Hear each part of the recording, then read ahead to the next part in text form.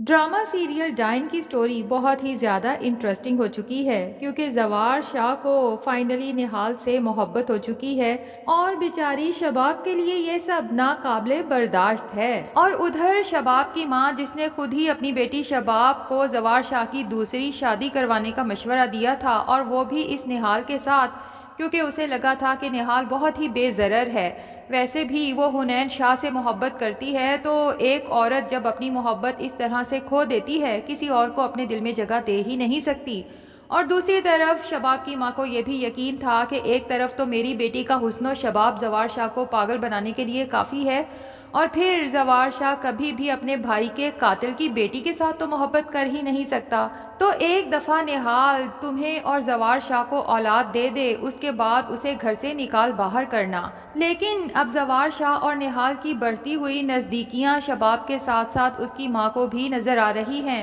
تو شباب سے کہہ ہی دیتی ہے کہ ہواؤں کا رخ کچھ بدلا ہوا لگ رہا ہے۔ لیکن شباب فیصلہ کر لیتی ہے کہ اس نہال کو اس کی اوقات یاد دلا کے رہے گی اور زوار شاہ کے دل میں اس کی جگہ کبھی بننے نہیں دے گی۔ تبھی جب غصے میں گھر جاتی ہے اور نہال کو اپنے برابر کے کمرے میں دیکھتی ہے تو پہلے تو اسے بے عزت کرتی ہے کہ چپڑاسی کی بیٹی کی اتنی اوقات کہ میرے برابر والے کمرے میں ٹھہرے، تم میری برابری کرو گی؟ میں نے اگر تمہارا نکاح اپنے شوہر سے کروایا ہے تو میں اس نکاح کو ختم بھی کروا سکتی ہوں، اور بھولو مت کہ تم یہاں 1 سال کے کانٹریکٹ پہ آئی ہو، جیسے ہی ہمارا مقصد پورا ہوگا تمہیں اس گھر سے دھکے دے کے باہر نکال دیا جائے گا۔ اور پھر نوری سے کہتی ہے کہ فوراً اس کا سامان اٹھاؤ اور سرونٹ کوارٹر میں شفٹ کرو، تو نوری بھی کہہ دیتی ہے کہ بڑی بیگم صاحبہ، زوار شاہ کا حکم ہے کہ نہال اب یہیں رہے گی۔ تو شباب زوار شاہ سے جا کے کہتی ہے کہ آپ نے مجھ سے پوچھے بغیر نہال کو ساتھ والے کمرے میں کیوں شفٹ کیا؟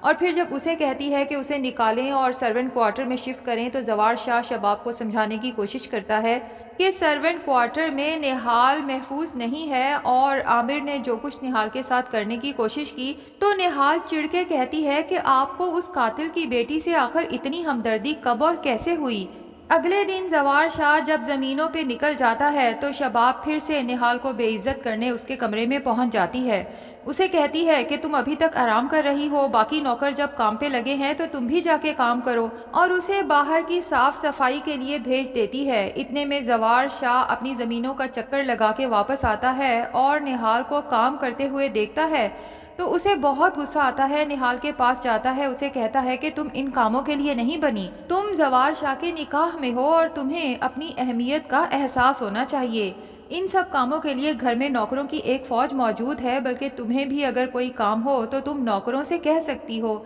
اب جب زوار شاہ نہال کے کندھے پہ ہاتھ رکھ کے اسے بڑی محبت سے یہ سب سمجھا رہا ہوتا ہے تو اتنے میں پیچھے سے شباب آتی ہے اور یہ منظر دیکھ لیتی ہے۔ شباب تو پہلے ہی اندر سے تل ملائی ہوئی ہے، یہ سب دیکھ کے تو اس کے ہوش اڑ جاتے ہیں۔ اب جا کے اسے احساس ہونے لگا ہے کہ نہال کے ساتھ اپنے شوہر کا نکاح کرا کے اس نے خود اپنے پاؤں پہ کلہاڑی مار لی ہے۔ جبکہ نہال زوار شاہ سے کہتی ہے کہ آپ نے مجھے اپنی بیوی ہونے کا درجہ ضرور دیا ہے، لیکن باقی تمام گھر والوں کی نظر میں ایک قاتل کی بیٹی اور اس گھر کی ملازمہ ہوں۔ زوار شاہ نہال سے کہتا ہے کہ فوراً یہ سب چھوڑو، اور اگر تمہیں بھی کوئی کام ہو تو تم نوکروں سے کہہ کے اپنا کام کروایا کرو، اب جاؤ اپنے کمرے میں اور آرام کرو۔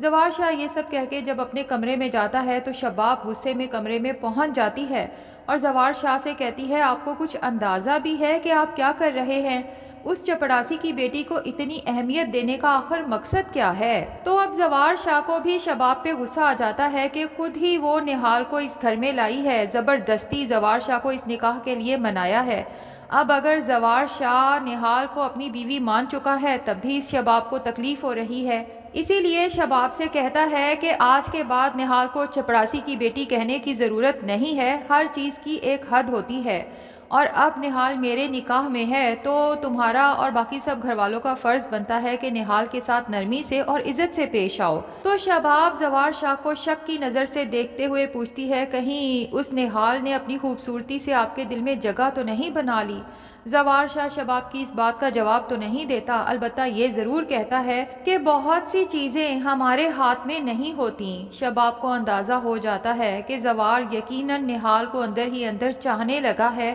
اور شباب بھلا یہ کہاں برداشت کر سکتی ہے کہ زوار شاہ جس کے دل پہ ساری زندگی اس شباب نے حکومت کی ہے، ایک ادنا سی لڑکی اٹھ کے شباب کی اس حکومت کو ختم کر دے۔ شباب اسی وقت فیصلہ کر لیتی ہے کہ ایز سون ایز پاسبل نہال کو نہ صرف زوار شاہ کے دل سے بلکہ اس گھر سے بھی نکالنا ہوگا۔ ادھر فوزیہ اور ذکیہ الگ سے اس نہال کی دشمن بن چکی ہیں۔ فوزیہ کو تو ویسے ہی غصہ ہے کہ عامر کو میں نے اس نہال کو ہمیشہ کے لیے ختم کرنے کے لیے زہریلا کھانا دے کے بھیجا تھا۔ پتہ نہیں ایسا کیا ہوا کہ اس دن کے بعد سے عامر گھر سے غائب ہے اور یہ نہال یہاں دن دناتی پھر رہی ہے۔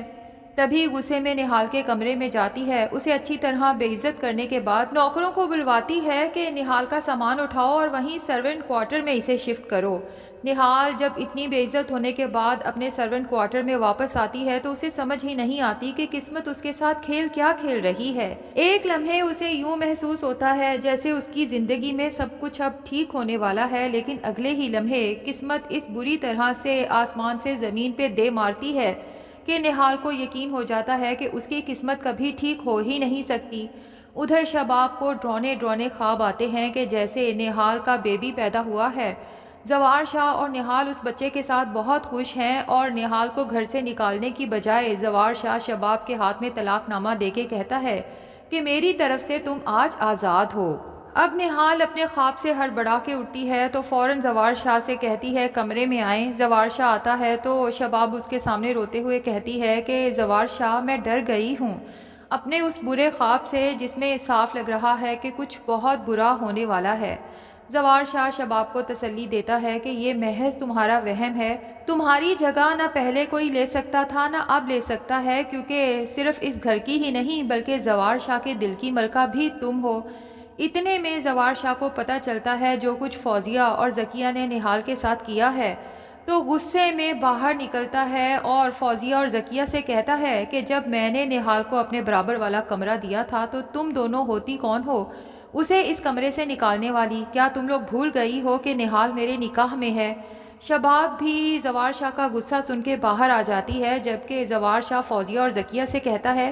کہ ابھی اور اسی وقت جا کے تم دونوں نہال سے معافی مانگو گی اپنی غلطی کی، اور اگر تم دونوں نے ایسا نہ کیا تو میرے اس گھر میں تم دونوں کی کوئی جگہ نہیں، اپنا سامان اٹھاؤ اور میرے گھر سے دفع ہو جاؤ۔ فوزیہ اور ذکیہ کے پاؤں تلے سے تو زمین سرک جاتی ہے، جبکہ شباب بھی زوار شاہ کے ان الفاظ پہ حیران رہ جاتی ہے کہ شباب بھی تو یہی چاہتی تھی کہ فوزیہ اور ذکیہ اس گھر سے چلی جائیں، لیکن زوار شاہ شباب کو سمجھاتا آیا کہ جتنا میرا حق ہے اس گھر پہ اتنا ہی میری بہنوں کا بھی حق ہے، اور آج اس 2 ٹکے کی نہال کی خاطر زوار شاہ فوزیہ اور ذکیہ کو گھر سے نکالنے پہ اگر راضی ہو گیا ہے تو پھر کل کو مجھے بھی گھر سے نکال سکتا ہے۔ تو اب اس نہال کو گھر سے نکالنے کے لیے شباب، فوزیہ اور ذکیہ جو پہلے ایک دوسرے کی دشمن تھی، اب ان تینوں کا ایکا ہو جائے گا اور تینوں مل کے کوئی نہ کوئی پلاننگز کریں گی۔ جبکہ دوسری طرف فوزیہ کا شوہر عامر جو اس دن سے بھاگتا پھر رہا ہے، چھپتا پھر رہا ہے، آخر کار زوار شاہ کے بندے اسے ڈھونڈ نکالتے ہیں،